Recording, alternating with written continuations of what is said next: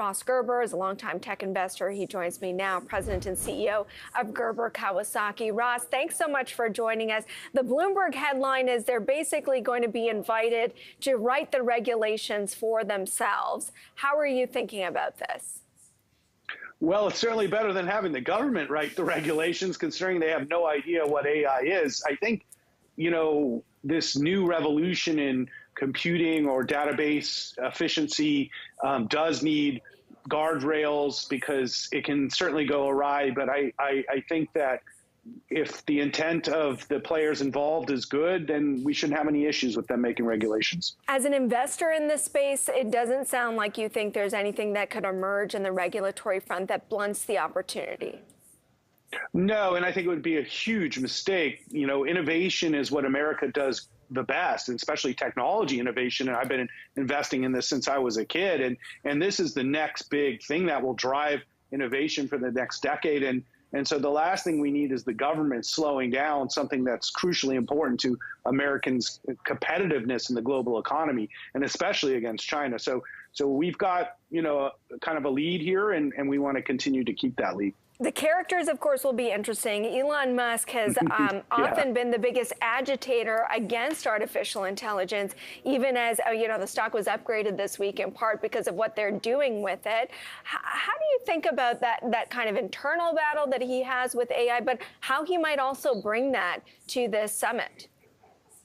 Well, considering the way Elon thinks, I certainly understand his concerns with, what could go wrong with AI.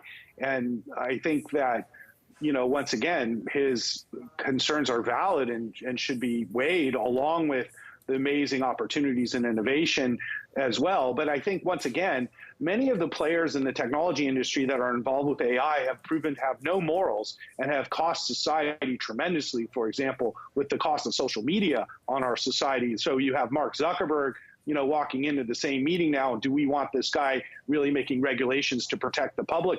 Absolutely not would be the answer. So I think there's going to have to be a balance between people like Elon who really understand the risks and people like, Zuckerberg who will basically sell out our society for money at any cost. So, I think this is an interesting time. I guess we know who you would be betting on in a cage match. If there was to be one. Are they going to have it? I hope not at the Hill, right? And it's closed door. They want everyone to see it. Yeah, nobody's asked me about the cage match in like 2 weeks. I was going to tweet Elon and say if he gave up on that stupid idea, I do want to ask you, you mentioned your tweets. You had an interesting tweet about NVIDIA and Tesla, and it was kind of referenced in that Morgan Stanley note as well. And I'm wondering, is this a complementary thing, or does Tesla, because of its own developments in chips, become sort of a low-cost competitor when it comes to AI? Help us think about that. No, it's a complementary thing. And that's what I was saying. They're sort of like brothers and sisters together now because they started together, building autonomous systems around full self-driving and vision-based systems. Things like full self-driving are really a great solution for GPUs like NVIDIA, but they weren't specific to Tesla. So Tesla decided to design their own GPUs, is what they've been doing. So what we're seeing is this, enormous demand for GPUs. And because Tesla is ahead, it's very beneficial to Tesla that they have their own GPUs to use here, and they're upping, the manufacturing and use of this Duke Dojo. With NVIDIA, you've got every other company in the world wanting their chips, which are clearly the best outside of Tesla. So these two companies really hold the keys for the rest of the industries to really not only see the hardware, but also what software, solutions can be built through AI systems like full self-driving. If you missed it, you don't really have much of a dip to buy. It's down about 7% from the peak. But some stocks get really punished. I think about an Oracle, for example, that showed there's real AI demand. It just wasn't enough, I guess, to satisfy the market. I mean, how aggressive of a dip buyer are you in some of these AI plays?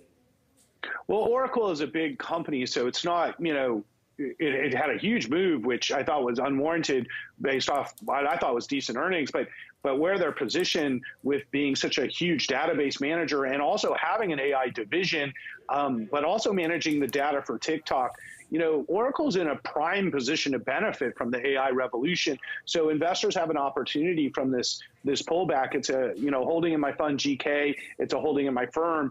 And we just added in this position recently when we started researching what companies would really benefit from AI. And we've added in at around the price it is today. So it rallied up, and now I think it's an opportunity.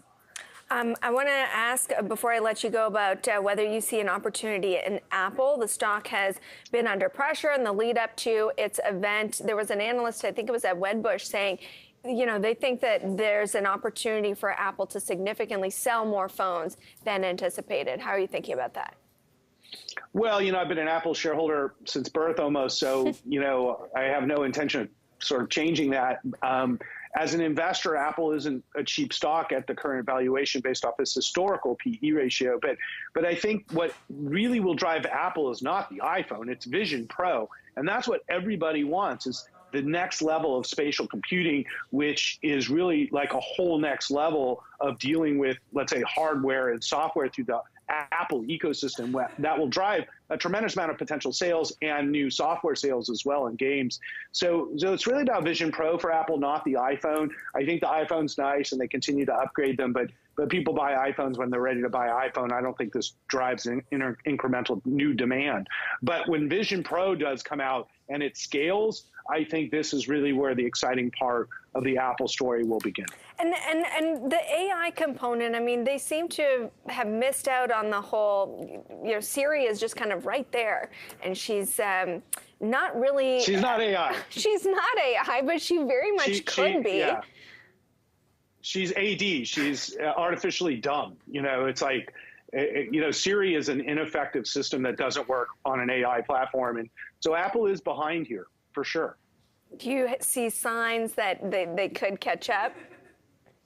I don't think they care that much. I mean, if you look at their core business, it's about really selling hardware. That's the entire ecosystem for mobility for pretty much the world. And then it's selling software that other people make, whether it be entertainment, which is really where I think Apple's focused. And I think their next move is maybe taking a piece like ESPN. You know, they've done so well with MLS. And I'm like, dude, if Apple doesn't do anything bold like buy companies, but if they bought ESPN, that would be a huge move for Apple. So where I see Apple moving is into entertainment, and they're continuing to invest in movies and ecosystems like the video game ecosystem, which they're constantly promoting, which is just pure profit for them. Every download, every add-on, it's 100% profit through that services ecosystem. So Apple in AI is not even close to as exciting as a company like Google, where AI can completely transform their business. All right.